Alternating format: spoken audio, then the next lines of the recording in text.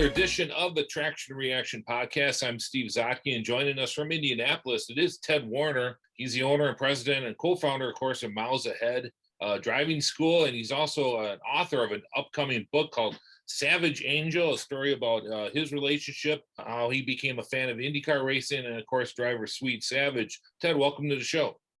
Thanks, Steve. Great to be here. You know, we're similar age. We grew up in, it was a rough time for race car drivers, let's be blunt. And you know, the 1973 race is the first one that I remember. I can remember the entire month, and it started off for me. I came home one day, my mom was crying, and I'm like, "What's going on?" And she told me, "Well, driver Art Pollard was killed." I'm like, "Oh, okay," because I was a young kid and I kind of knew of the drivers pretty much, but I had never met Art Pollard.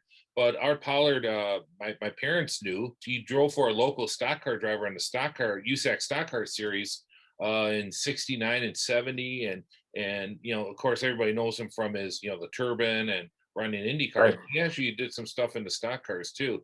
And you know, this is a guy that my mom really liked. You know, a couple of times they went out for beers afterwards and whatnot. I felt bad because, you know, I never had seen my mom cry like that. It's kind of a new thing. And, you know, so we kind of have a similar story to that where for my father is a photographer at the Milwaukee Mile.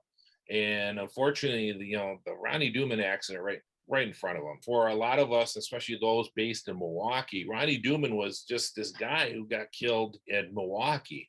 And he's a lot more than that. And sadly, I think, and I guess one of the benefits of the book in that is, hey, Swede Savage was more than just some guy that got killed in the 1973 Indianapolis 500.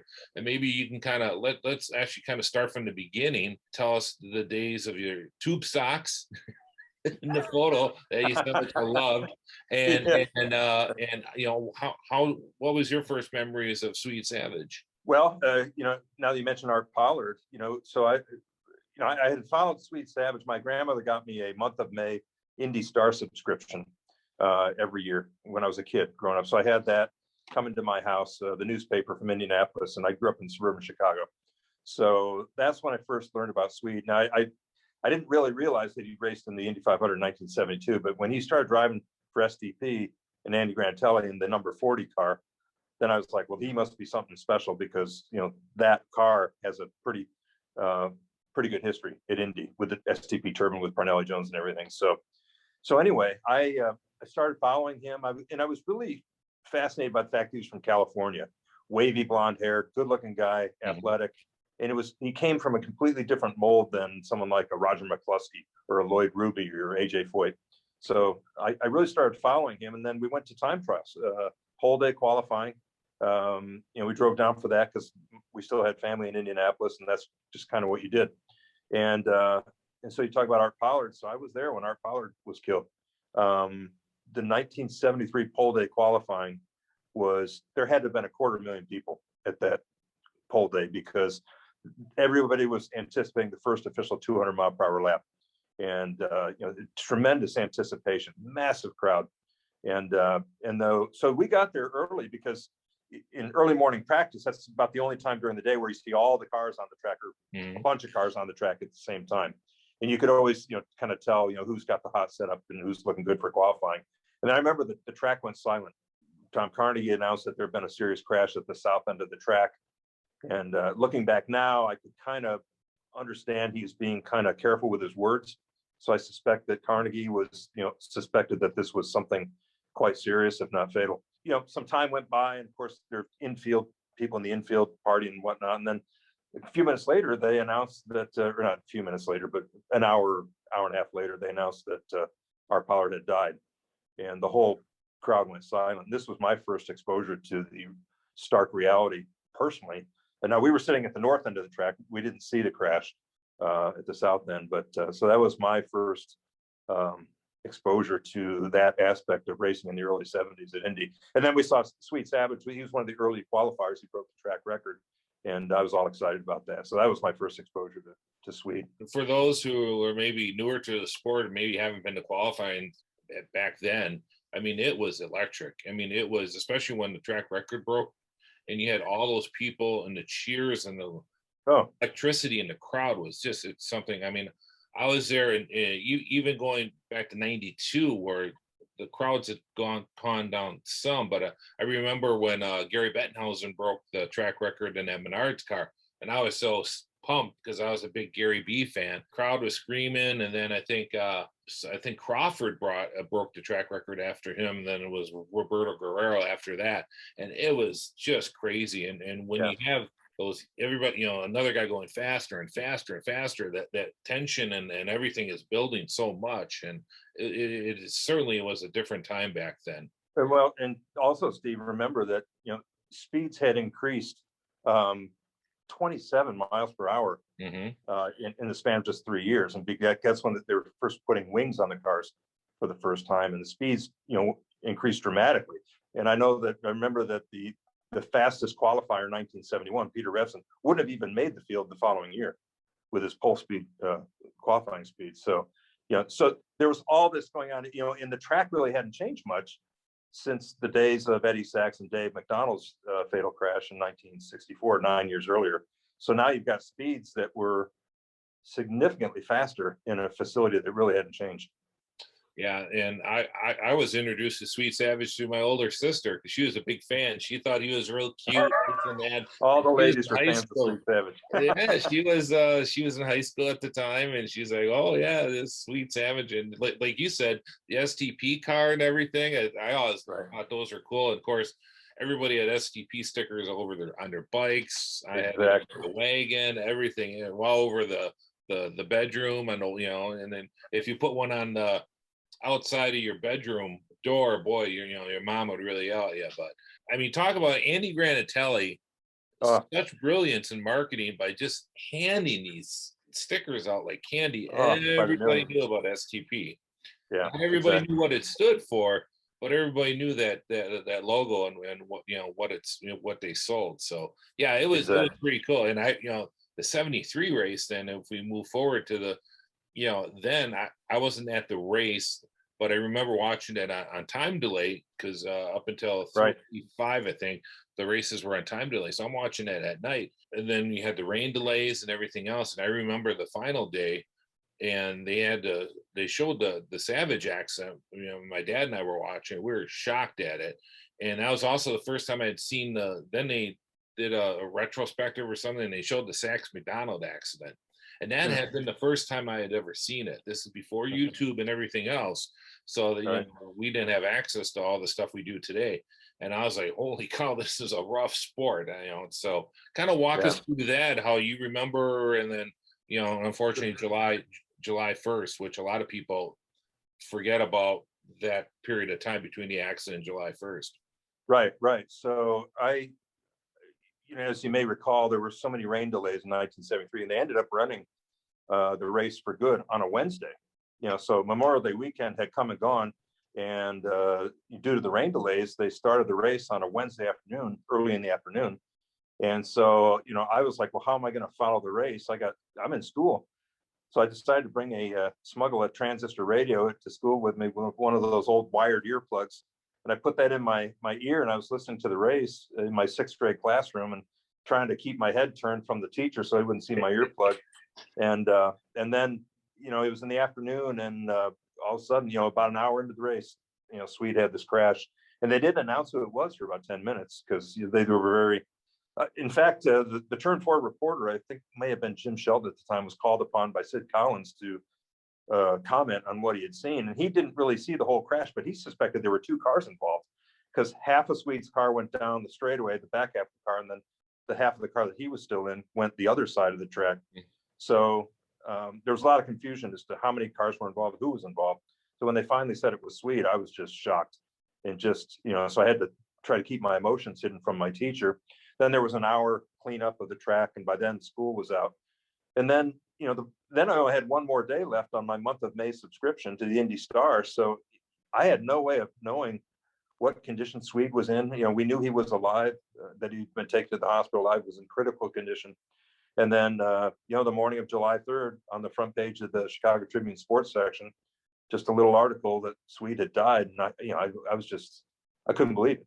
Just when you're 11 years old and your hero dies. And one of the points I'd like to make is that, we've all been to a football game where a player is carried off the field on a stretcher. Now imagine if they had announced that he had been killed, in the game to the audience while they're still there watching. It would have been horrifying. So, but that's the way it was back then. And when you think about the way it is now, and when Dan Weldon had his fatal crash in Las Vegas, they canceled the rest of the race. They ran a 5-lap memorial, tribute to him, and then canceled the race, sent everybody home. But back in the early 70s, there was never a thought of that because, sadly, that was all too common. So, a month went by when I didn't know anything about Swede. And then I didn't hear anything more ever about Swede because there was no internet. And then, what really started me off on this whole journey of the book was I had read this book after the race where they said that Swede's wife was pregnant and saw the crash from the grandstands, witnessed the crash. And that was really grabbed my attention because then I was thinking, okay, how do you bring a child into the world under these circumstances? At what point in time do you tell this child that your father is Swede Savage? And this is what happened to him. So I was always intrigued by that for years and years and years. And then 40 years later, a series of miracles happened, and here we are. Yeah, it's interesting because I remember reading about that in Speed Sport News later on, a few years later. Well, actually, I remember that day, the July 1st. It was a cloudy day, a summer vacation. I'm riding my bike, and I remember riding home for lunch. And then once again, my sister and my mom told me, that he had passed, and I was like, wow, that's awful. And same thing, kind of drifts off, and you're a kid, other things happen, you're moving on and whatnot. So, but I remember, yes, especially in Chris Economaki's article, he was real good on just following up, and once in a while you'd hear these little tidbits of information about what happened, and now walk us through, fast forward to a few years ago when all this started to move forward with Paul Powell and getting Angela back to Indy. Right. So I, really the rest of my life, I had always wondered from time to time, where is this child in the world today? How old is he or she, and what is happening in his or her life? And then back in late 2013, befriended Paul Powell on Facebook, a nice gentleman here in town, and found out that he was organizing this trip to Indianapolis for this woman named Angela Savage. And I'm like, wait a minute, Angela Savage, could this possibly be the child born to Swede's widow 3 months after his death? And so I met Paul here in Indy, found out that, yes, that's who that was. And I had a business trip planned to Las Vegas, and she lived in Boulder City at the time with her family. And so this was in March of 2014. So I stopped by to see her then. And it was then that I got a glimpse of the fact that her life was anything but what you would hoped it would have been if Swede had survived and gone on to fame and fortune. She had an extremely difficult life and was only then really just overcoming the demons of alcoholism and drug abuse. She had two boys. She has two boys. They were much younger back then, but it's just, after visiting with her for an hour or two, I was just shocked to learn that her life was so complicated and chaotic. Yeah, if you think of it, and I've known a couple, I have a couple friends whose, unfortunately, their parents, were killed racing, and or one of their parents was killed racing, and it's just something for you and I. It's just so hard to picture how that would happen. It's just really weird and foreign to us, but it's something that they had to deal with and had to move on. It certainly is an interesting story, and Angela has really embraced Indianapolis. And walk us through how Angela and her husband Scott have continued, and how the museum, which is behind you, and how that all started. Yeah, so Angela says, and this is really poignant, I think. She says, I didn't choose Indy, Indy chose me. Mm-hmm. She was born into the Indy family and didn't really know that there was an Indy family for the first 40 years of her life. And then when she came to Indy and was just showered with unconditional love, it just changed her life. She had no idea that people still remembered her father, and they saw her as a link to her father, but she saw them as her link to her father. So it was very interesting that, because she obviously never met her father, but a lot of these people had. Like myself, I saw her dad break the track record. Never met him, but a lot of the people at Speedway met him and shook his hand, got his autograph. So anyway, but they went back to Boulder City, and one thing led to another to another. I went out there and visited her, and then ended up looking at a lot of the artifacts that we have in the Savage Suite here, the room in which I'm sitting here in Carmel, Indiana now. And then we just, I told her just in a casual conversation once that I'd always wanted to write a book about something. And she just looked at me, and we both got the same realization at the same time that, okay, well, you know what this book has to be about, right? And by that time, see, to me, not only was Swede's life very intriguing, and all that he did in the 26 years that he was, with us, but her life, to me, her life, and how do you go through life, in this situation where your father has died between the time you were conceived and the time you're born. Now, we're taping this on September 10th, September 11th is tomorrow.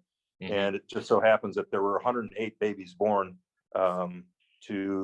posthumously, they call them posthumous children. So their fathers died in the 9/11 terrorist attacks, and their mother had to give birth to them without a father. So, and now we know, of course, Angela went through this about 30 years prior, but now there's a lot of research that shows that, being born posthumously, not to mention the PTSD that Cheryl, her mother, experienced witnessing the crash from the grandstand, and the subsequent 33-day fight for life in the hospital, the PTSD that she suffered. We now know that transfers effects to the baby, especially a baby who's in the third trimester in her mother's womb, as Angela was. So anyway, that's more of the background. And so the book is really equal parts Swede and equal parts Angela, but they're kind of mixed together as we go down, from the first chapter to the last chapter to keep things interesting throughout the book. Yeah, and I mentioned it earlier. Swede is just much more than just the '73 Indianapolis 500.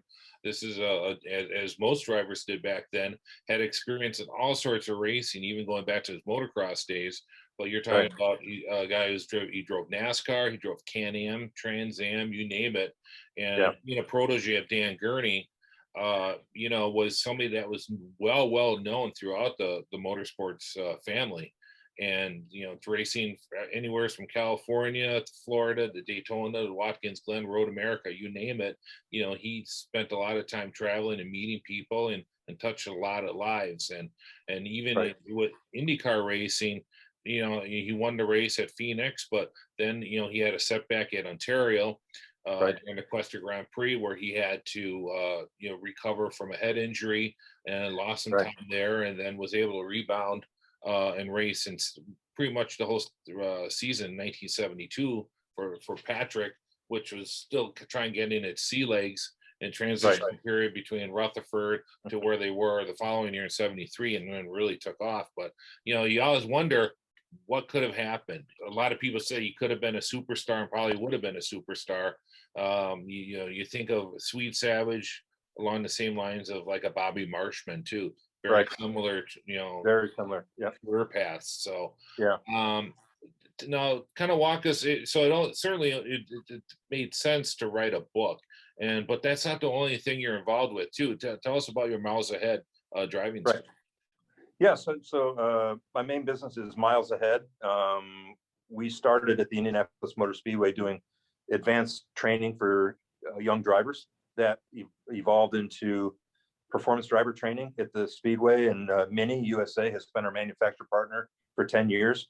So at one point in time, we had 24 Mini John Cooper Works cars at the Speedway, and we were doing performance driver training using Indy 500 drivers as the instructors. It was a great experience. I'll never forget it. But at one point we did an event, autocross event, the day before the 500 here in town, and a couple of for the sponsors that were in town for the race, and we had a great time.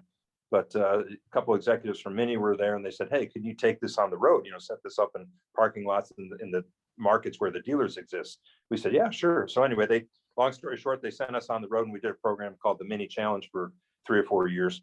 And so we're now entering our 10th year, and we're going to change things up a little bit next year. And we're now specializing in fundraising events, autocross events that are organized as fundraisers. So instead of playing a round of golf or running in a race, you come out and race cars. And next year we'll have electric powered go-karts that we're using for our program. Mini is winding down its 10-year association with us.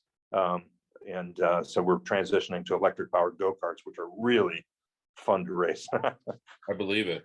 Well, and then Angela and Scott both work for me now, which is kind of the ultimate full circle story. You know, I had a need for someone to handle our social media. Angela's, you know, all over social media, does a great job. And Scott had his own handyman business in Boulder City, and then they moved here because I was keeping Angela busy with the events. She was getting tired of flying back and forth all the time. And then Scott had an injury at work and he couldn't work. So Angela said, we're moving. And within a month, you know, they were they were here, and they've been here ever since. So now they're, you know, back home again in Indiana, so to speak. Very good, very good. And yeah, somebody who participated in one of your events at the mile, at the Milwaukee Mile, those were a lot of fun, and you certainly had a lot of people go through that school, and they had a lot of fun, and those cars were a lot of fun. But more importantly, how do we get the book? Yes, savage42.net. That's the website that we've created. It's a independently published book. We set up our own publishing company to do it. So savage42.net. We're taking pre-orders now. We're told that the production books from the printer will be in our hands before the end of the month, September. So we should get them shortly in the next couple of weeks here, and really proud of it. It's a beautiful tribute to Swede, Angela, the whole family, and it was very Cheryl, Swede's widow, and Angela's mother collaborated with me very closely as well. So it's very special work. I'm really proud of it. Very good. And of course, we've been running some of the photos from the book during this video, and it looks impressive. Especially, it's a hardcover book too. It looks right. You know, it's not something that's been slopped together. You know, published book. So thank you. Congratulations on that, Ted. Looking forward to getting my copy shortly, and we'll be in touch. Great. Thank you, Steve. Appreciate you having on the show.